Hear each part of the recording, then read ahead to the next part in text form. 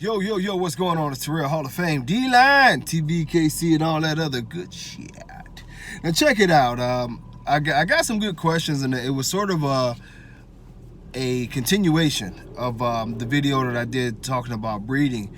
And a person had a very good question, I guess, that's been paying attention. And it's, and the question was, I see a lot of dogs, and you see the mom looks good, and you see the dad looks good. But then you see the puppies, and the puppies don't look quite as good, or they're not quite as complete. And so I'm going to go into this, and I'm going to talk about, one of my breedings in particular as an example. I'm not going to break down every breeding that I'm doing. But, what typically happens, and I mentioned that on the video, is that we get happy with what we see up front. And when we get happy with what we see up front, we feel the need to just dive in head first and oh yeah, this is the breeding, I'm gonna do this and this and this and this with this breeding, looking at the two dogs. Well, what we don't account for sometimes is what's behind those two dogs and the pretty much mathematical equation that's needed to produce a nice dog and to produce a nice litter in general.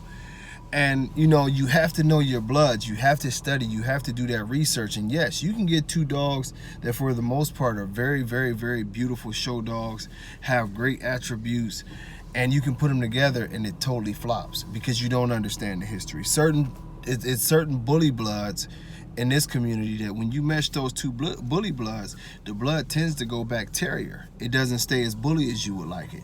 There's other bully bloods that for whatever reason, the blood goes towards being like damn near bulldogish, Then there's other bloods that, combining those bloods, you'll come out with issues like elongated backs, or or both families might have certain traits with hip issues.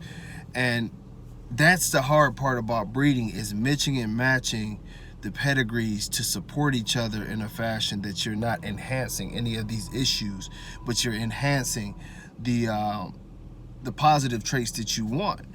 And it's, a lot of people just do it as guesswork and hope that they have a nice dog come out. And other people, who've been around a while, some of us can immediately look at a pedigree and be like, don't do that. Or yeah, definitely do that. Now, one of the breedings that I'll tell you about, and maybe in explaining my own breeding, you'll understand. Recently, I was blessed to acquire a heavy Paco female. Now, in talking about this female, she has some of the traits that we'll talk about. Paco, when you breed Paco really heavy, what happens to Paco is it loses its bulliness. Marco has done it throughout the years. They actually start to go back terrierish. You'll notice them get smaller and smaller. Tons of little muscle, and what I mean by little muscle is that they're not big, bulky dogs, but they'll stay wide in the chest. You'll notice muscles popping out of everywhere. Very, very, very tight. Good conformation, the whole nine. Sometimes you might see the bite go bad as they'll get a little bit under, and you might see a tail issue where you get a kink. This is what happens when you heavily breed Paco. For whatever reason, they don't tend to lose structure. They might even lose some bone, but they'll just get tighter and more muscular, and they almost go back to like a Staffy. But they do keep the heads most times. Now, sometimes you'll see them actually get the more terrier head. But the thing about this is this. When that blood is bred tightly like that, the one thing that those of us that's been around knows about Paco blood is it's close to being the universal blood in the Edge family. And if you look at the way it was put together, with his mom and his dad, you got the best of both worlds. You got the best of both worlds. You got some short shot there. You got definitely Cairo there. And what happens is that you put in Paco to other strands of blood. It went well with Remy. The small things that you wouldn't like about the Remy blood, it went well with it. It helped it out, and vice versa. The Remy blood, because Remy could throw a bigger dog, a more efficient dog, he helped out the Paco blood. Excalibur blood was the same way. Excalibur's dogs would get bigger. Sometimes they would get a little bit longer. They might not have the exact angulation you wanted in the rear. Well, Paco's dogs to the Excalibur dogs, you got the best of both worlds, and you weren't doubling up on issues because both dogs weren't known for having the same issues. And that, you know, and that's an example of how it goes. Paco to Hef, it went very, very, very well. The best breedings that Hef ever done was actually with Paco blood. You know, Hef daughters to Paco, you know, Hef to, you know, Hef to Paco daughters. That was the best combination, but I guess the rivalry stopped it. Now going into, you know, to get you to, and I could talk about this for like 5 hours, but to get you to explain, you know, I only kept 3 dogs. You know, you're talking about over 20 years of actual males that I've produced. You know, I've only kept in-house 3 males, really. Denzel, I kept Castro, I kept Mandela. Now, you know, the reason being, and you'll see that in another video when I talked about it, as far as my males go, my males have to be universal. My males have to be something that I'm always going to be satisfied with what I'm putting into it. Of course, Denzel was, you know, off of a Paco son to Hallie, all bloods that I agree with. It was nothing there that would ever make me be like, oh, I don't want to use this dog. Castro being Denzel to, you know, a Gaff and Manu daughter. You know, Manu was one of the best producers in breed history through a ton of great, you know, attributes. Was actually the father of Thing, you know, who was another legendary producer, produced King Kamali. But knowing how Manu produced, which was a very, very consistent, great producer, and then taking that to the great Gaff blood that always brought just incredible structure to the breed, I knew that Castro would be what he is. Castro turned out to be a great dog, you know, incredible in the show ring, actually won 3 championships, but I rejected the ABKC championship because I didn't respect it. Castro is a producer. This is why, you know, as he's gotten older, he's still very athletic and all that. But me and Danny are freezing him now. You know, we're getting the freezing on because Castro will come back in our program maybe in another year to 2 years strong, where I'll probably end up doing 5, 6, 7 breedings with Castro, you know, because I want to bring those attributes back around when I create the perfect bitches, which, you know, some of them I'm creating now. Mandela was Bistro. You know, Bistro goes back to Lock and Load back to Homie. If you dig deep enough, it's one of my more dogs that I love, which was Nemesis. And, you know, I love the blood that came with that. Now, taking that to my blood, which I had already approved of for the, you know, for years, and it made, you know, it made an easy choice for me. You know, I was making Mandela to make this. Now, you know, 5 years later, I'm in the same process where I've used Mufasa to this Paco female, which definitely gives me not much of anything to do with my blood, but I'm creating the perfect male for my blood. Now, in seeing Mufasa, I've told y'all, to me, I think he's one of the best examples to ever walk the face of the earth of an American bully. You know, now the one thing that we would definitely want to do, which Paco brings, that is the shorter back. You know, he brings Paco blood, will bring in a shorter back. This female has all of that. Very short back. Everything I described earlier, the knotted up muscle, the incredible structure, super athletic. She brings that to the table. Wide, broad chest. So he already brings everything else to the table. They complement each other. Suarez, the Paco blood, I don't want to call this True Tank blood, but the Paco blood and the and Excalibur have always went together well. They complement each other well. The head structure staying there. It actually brings that head structure out even more. You get the muscle tone, it brings it in tighter from the Suarez side, but you get the mass and the girth and the, you know, and the overall just badass big neck badass dogs from the Excalibur dogs. And you mesh that and you come up with, you know, what I envision. And I'm gonna tell y'all this now, because if any of y'all follow me, I actually predicted Denzel years ago. When I did the breeding, I told him I'm gonna make a version of Hallie that has a Suarez look to it. You know, he'll be smaller than Hallie, but you know, he'll carry the bone and the girth in a compact frame. I didn't know the damn dog was going to literally be a clone of her. And I did the same thing with Mandela when I was actually shooting for Boom Boom and hoping that the attributes behind the blood would activate the Boom Boom in him. Who knows, I spoke it into existence that this dog would actually come back champagne like Boom Boom with the bigger bone. And, you know, I told him, and I actually literally said this, and people will attest to this, I'm going to make a 100-pound pocket with a 26-inch head.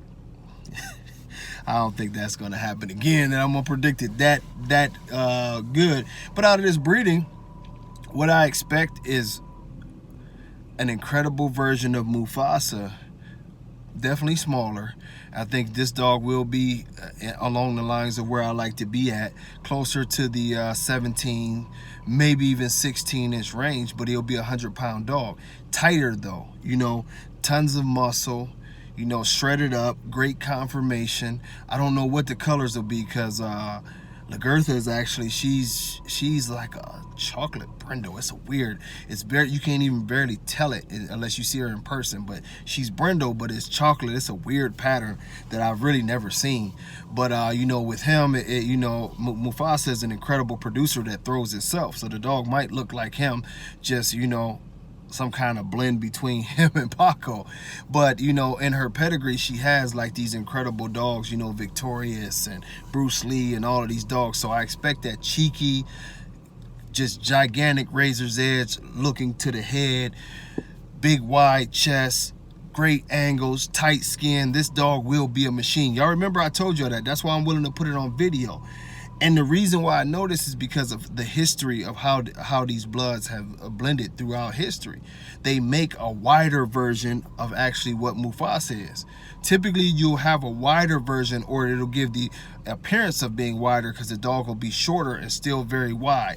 You know, he's already very, very well chiseled as far as his muscle goes. This female brings in almost pit bull conditioning as far as how chiseled she is. I posted a picture of her before, and it's just knots of muscle everywhere. The combination of these genes and activating the legendary Paco blood, and you know, and combine them with the great, you know, Excalibur blood, this is going to make, you know, some dogs. I won't just say a male, you know, but this is going to make some dogs that are going to be next level. I predicted these dogs will be better than Mandela. As far as overall, they will be better than Denzel, you know. Now, will they be better than Mufasa? If he if he continues to produce the way he does, and you know, and optimizes this platform, I think Mufasa very well may outproduce itself in this litter. You know, because this is, like I say, I've watched this thing too long. This is why I wanted this female. I literally been waiting 2 years just to find this female to breed to Mufasa. Viola's a friend of mine. You know, we would have got this done. We have 2 other breedings that we're doing with him, but this breeding is one that I definitely will have a male here for, and it will be a male that y'all gonna be talking about. You know, but that's understanding the bloods behind them. As y'all notice, I can go back and back and back, and I can talk about this and I can talk about that with each blood, and I know how they complement each other. You know, I know that what she needs is the size without compromising her aesthetics and her, you know, and her look in the face and all of the things that bring the edge. Mufasa brings all of that, the size, the attitude, the muscle. What I would want on Mufasa is I would want him a tad shorter. I would want him even more chiseled. I would want him even more compact. You know what I mean? Because he's a very big dog. In doing this, trust and believe when I tell you these things, this is what this breeding will make. But see, I'm not saying this just to brag. I'm saying when you do your breedings, you have to be able to sit there and right off the top of your head know every attribute that you get. Not just because the female looks like this and this is what you're going by. You know, when I go in her pedigree, like I told you, it's big. You know, it's plenty of great Suarez dogs there. You know, Bruce Lee being one of the main dogs that we talk about. You know, if you dig a little bit further back, you'll actually find some of the blood that made Hef in there. You will find some badass dogs that I know. All of these dogs are very compact. These dogs have nice rear ends. These dogs have great movement. These dogs have athleticism. And for the history books, this blood mixes well with Excalibur blood. When you do your breedings, do this. Look at every single dog in that first 4 generations and compare and understand. And after you talk about all of the great things, as I go back through this, what did I tell you? The one thing that you used to get out of Paco blood is they would deteriorate. And what I mean by deteriorate is you line breeding it too much to Cairo, which a lot of Cairo dogs do. You would start to lose bone. You would start to lose the bulliness of the dog. They would revert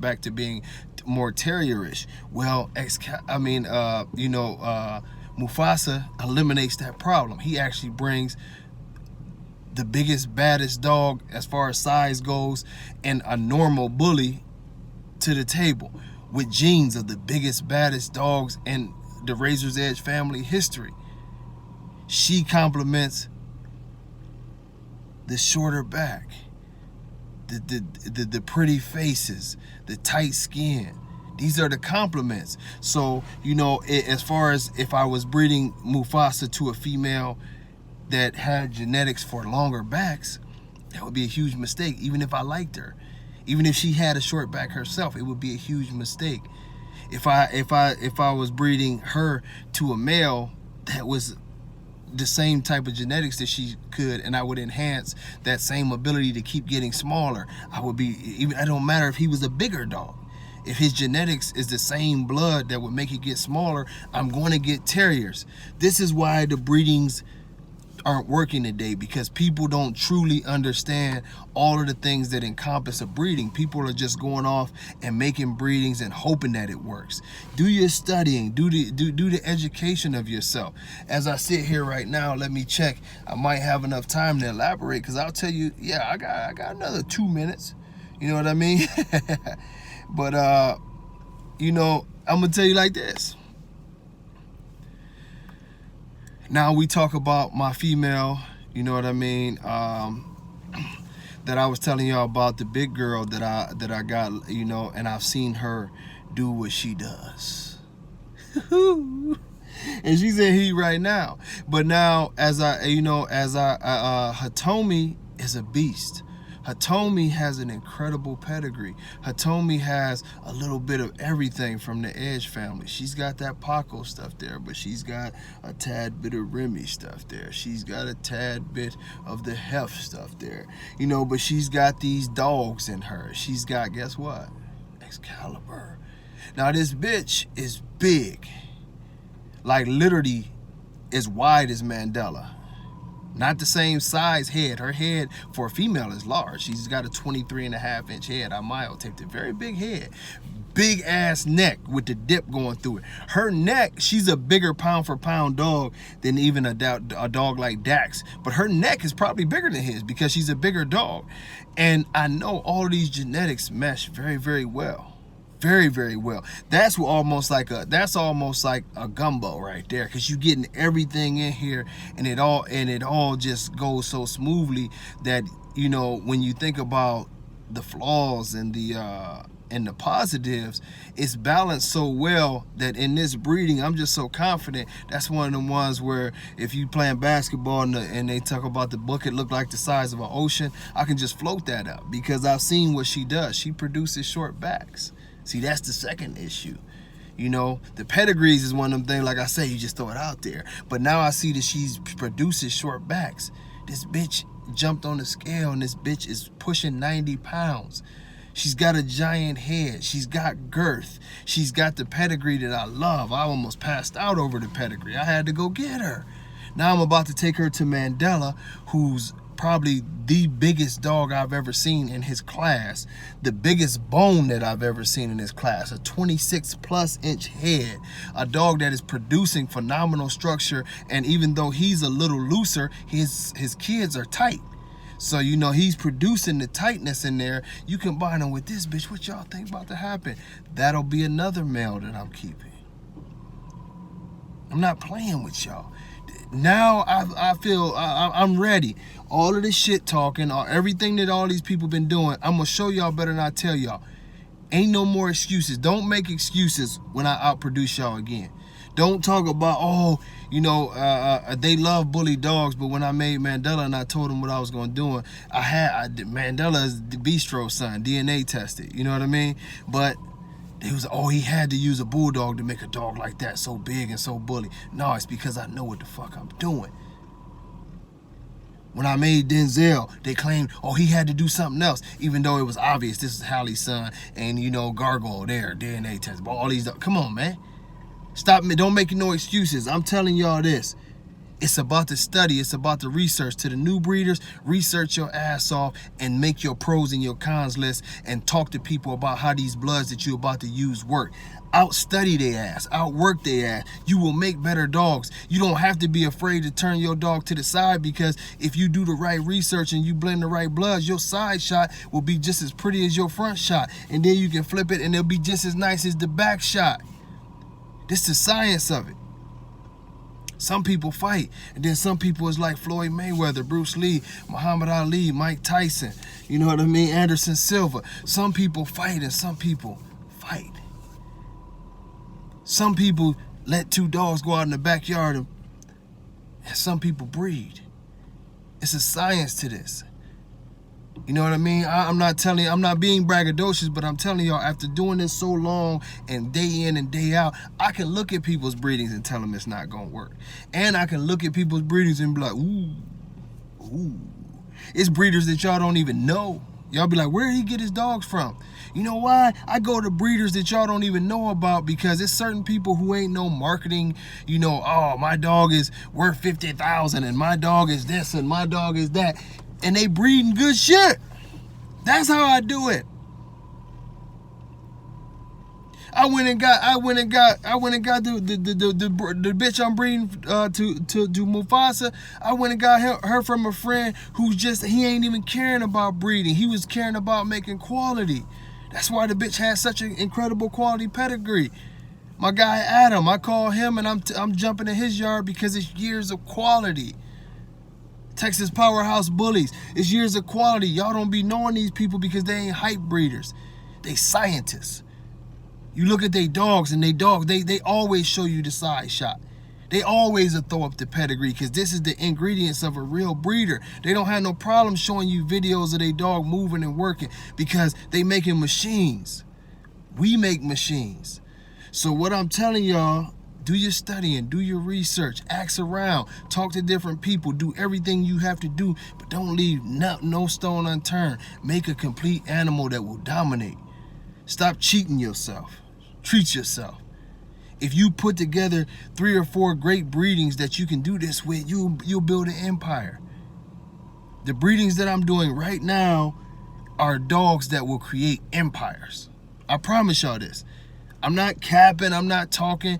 When you go to Hall of Fame Bullies on Facebook, all those dogs that you see, them is breeding. Whether I did the breeding or whether friends did the breedings with me, them is all breedings that I approved and I broke down the shit on how it was supposed to be done or no. The reason why you don't see a bunch of bullshit dogs off of my dogs is I turn a lot of people down because I know it ain't gonna work. It's called research, not an accident. But you know, I know talking is big, and I know, you know, advertising and all this shit is big. So what I'm gonna do is I'm gonna bust their ass one more time. Remember when Britney Spears said, "Hit me, baby, one more time"? I'm gonna hit them one more time. But this time, instead of y'all doing it 1 stud at a time, I'm gonna bring 5 studs to the table. I got some other shit y'all don't know about. I got some stuff way back there in the jungle deep, where they did. I ain't gonna post no pictures. Nope. Ain't gonna advertise them. Nope. I'm gonna do the breeding. I'm gonna link these dogs out to friends of mine that go to shows every week. Ain't gonna even put my name on the paperwork. Y'all might think the dog, you know what I mean, is owned by Rogelio Jackson. But at the end of the day, after these dogs done grand champ, kick the ass, and all my haters done kiss these dogs' asses, I'm gonna step from behind the curtain. I'm gonna take a bow. I'm gonna give you motherfuckers that finger. Because this ain't no game. I'm gonna do this and I'm gonna walk away. I done took too much time away from my kids. I done took too much time away from just living my life, arguing with stupid people. The ABKC, the TBKC is being set up with professional people, professional companies, people that's ready to take it to the next level. As y'all see, I've been announcing shows, the offices are opening, hiring assistants, all that good stuff, because that's for the community that I love. This is why I do these videos, because it's a community that I love. I want us to come together as a community and make great dogs that don't embarrass us. But I'm going to do it one more time, and I don't want no excuses. I want y'all to do it over and over again. What I'm telling y'all works, so I'm going to show y'all it works, then y'all do it. Once you do it, smack these dudes in the mouth every time with complete dogs and the complete science of how to breed. I'm gonna go more and more in depth with more and more videos. I'm gonna break down certain bloods. I'm gonna tell y'all about shit like Corrupt and how I hated Corrupt's guts. And then I loved him. And I'm gonna tell y'all the truth, and I loved him. After I seen what he do, I loved him. Even though I still to this day don't think he was all the way right, I loved him. You know, I can tell y'all about Remy, the greatness of Remy, and the not so greatness of Remy. I'm gonna give y'all the history. I'm just gonna start breaking down dogs as I know them, as I see them, what Rockin' Ruby really is, while y'all think it's a pocket blood. I'm gonna go into it, man. We gonna start having some fun. We gonna do dogs. I ain't arguing with nobody. Like I told y'all, I'm back in the ring now. It's fighting time. I'm gonna produce some shit. Y'all gonna see it come about, and y'all know, oh, he did say he was gonna do this. Yep, I said it, and I'm gonna do it. But enough talking shit, man. God bless y'all. It's the holiday time. And, you know, much love to y'all, man. Get in contact with me or whoever answers your phone calls, man. If you got any interest in anything, I'm just even knowledge. It might take me a second to get back with you, and they will ignore the questions where it's just, you know, basic dog information because they can't answer those. But people will tell you I do get back with you, and this is going to free me up to do it more. But until next time, man, God bless all y'all. Much love. TBKC, we out.